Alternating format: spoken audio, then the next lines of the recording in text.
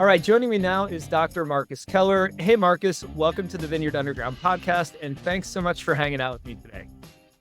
Hi, Fritz. It's a pleasure to be with you today. It's wonderful to talk about whatever vineyard-related stuff. Talking with growers is always a good thing. Yeah, and I love the fact that I'm in Texas now and you're in Washington. We were just talking at kind of mid-May, and you're not even in bloom yet, and we're nearing cluster closure. So I get to say I'm phenologically advanced with regard to where you are right there. That's right. We are retarded in some ways, maybe in some ways more than in others. Okay. All right. Well, listen, before we jump into today's topic, can you tell us a little bit more about yourself and how you got into the field of viticulture research? I mean, I've known you as an expert in the field. I just was holding up my copy of The Science of Grapevines here, third edition. I put in another plug there for you. And I've had the opportunity to invite you to be a speaker at different organizations I've worked with, and I only seem to run into you at the big meetings. So how did you get to the point where you're such a rock star? Well, thank you. I don't consider myself a rock star at all. No, I've just been doing this for a long time, of course. So I grew up on a mixed farm in Switzerland. Yeah, you can already have an accent. It'll never go away, unfortunately. And my parents grew grapes.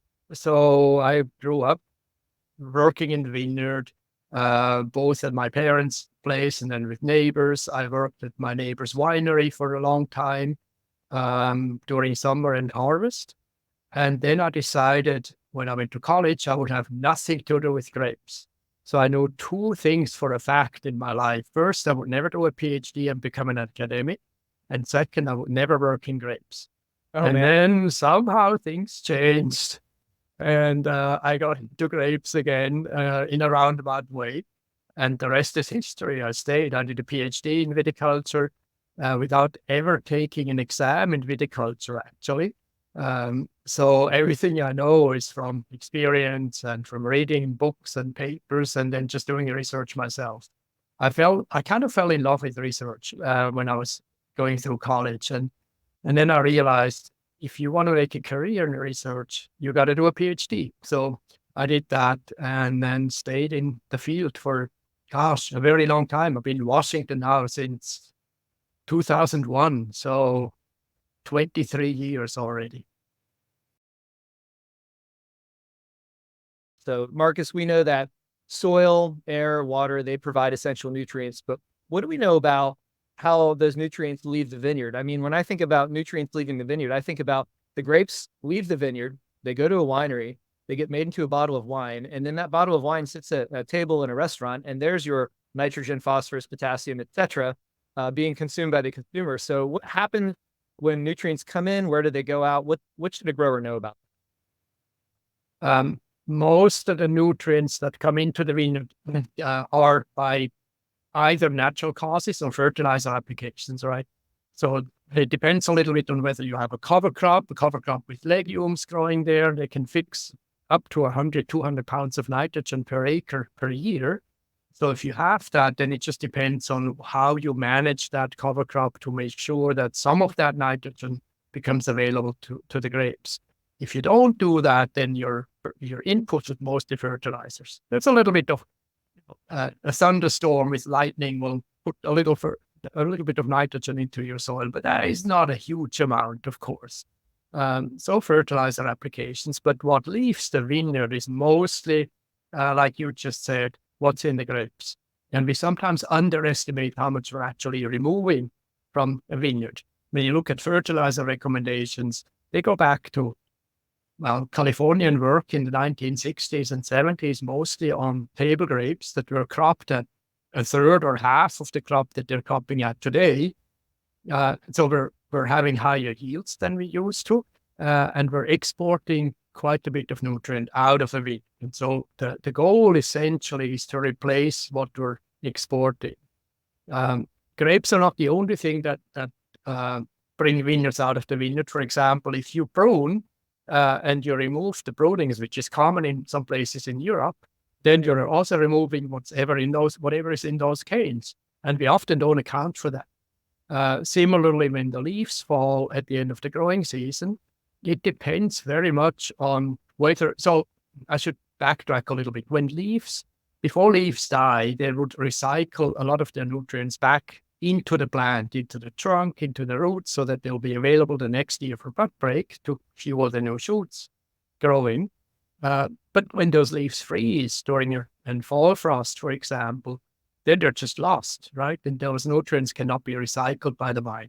So that's when sometimes you can run into a nutrient deficiency situation if this happens in a cool climate like ours.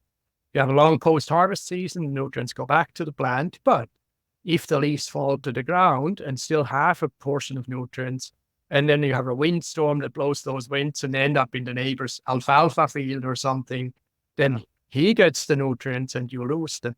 So we should probably account for those other losses of nutrients that we're seeing in the vineyard.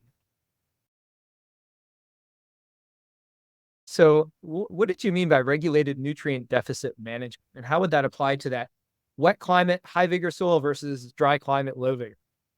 Well, I'm glad you remember the term. I think you're the only one so far that's picked up on that term. I think the original term, I published it a while back in a review paper on nutrition and deficit irrigation. As I was thinking about RDI, regulated deficit irrigation, I came to think about nutrient deficit, and I called it at that time regulated deficit nutrition as a play on words for RDI, RDN. And the idea was that usually we grow grapes wine grapes, that is, especially, we grow them in a somewhat stressed manner, right? We want them to be somewhat water stressed, not too much, even though there's a lot of winemakers out there that think if some stress is good, then more must be better. I would advise against that mantra. But the same goes for nutrient deficits. A lot of people out there think vines must be stressed, period. And then they're nutrient stressed and they don't apply fertilizer, especially nitrogen. The idea goes back to some nitrogen stress being beneficial for phenolics. Phenolics being tannins, anthocyanins, those compounds that give you texture in the wine and color, red color, and so on. Usually plants respond to nitrogen deficiency to a degree by accumulating more of those phenolic compounds. And so I was thinking maybe we can just dress the vines to a degree to optimize the accumulation of color if our goal is to have more color in the wine, for example. So that's where that came from. Potassium, same thing. We don't want too much potassium in the fruit because then we drive the pH up, of course. And that is often difficult to do, like you said, if you're in a place like Virginia or so, where you have high potassium soils, high humidity, the vines are just going to take up a lot of potassium. So your goal is to try and maybe have some competition in the vineyard from, say, cover crops that also take up potassium to take it away from the vines. But it is a controlled deficit. It's not something that you just go into extreme levels of deficit. And that's where the regulated comes in. We talk about climate change as another factor that needs to be considered for even approaches in how we manage vineyard nutrition. So what do growers need to know about changes in climate that are observed worldwide? I think the last time I ran into you, we were at the cold climate or the cool climate vineyard symposium or conference up in Niagara on the lake. And there were a lot of talks from Europe and around the world where there's very much more frequent droughts, extremes in heat stress, swings in temperature that cause flower shatter during bloom. Can vine nutrition help with heat and drought stress management? And, what nutrients may have, positive or negative impact? To a degree, with drought stress in particular, there's some evidence that maybe nitrogen could have a beneficial effect on drought stress tolerance. But in the end, when it's drought stress, it's mostly just about water. The nutrition effect will be very, very small compared with the water effect. When it comes to heat stress, we have found that when it gets really too hot, like in the hundreds or so, vines can temporarily stop taking up nutrients. And that's mostly, we think, because most nutrient uptake is tied to growth.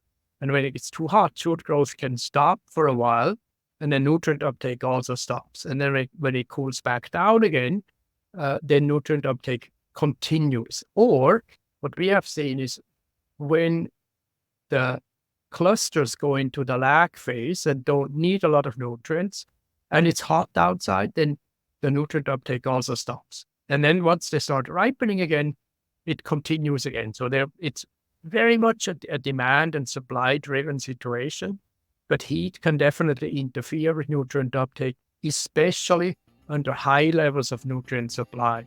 It's much less pronounced under low levels of supply. In fact, when we have deficient, this is an experiment we did in perlite, so a completely artificial medium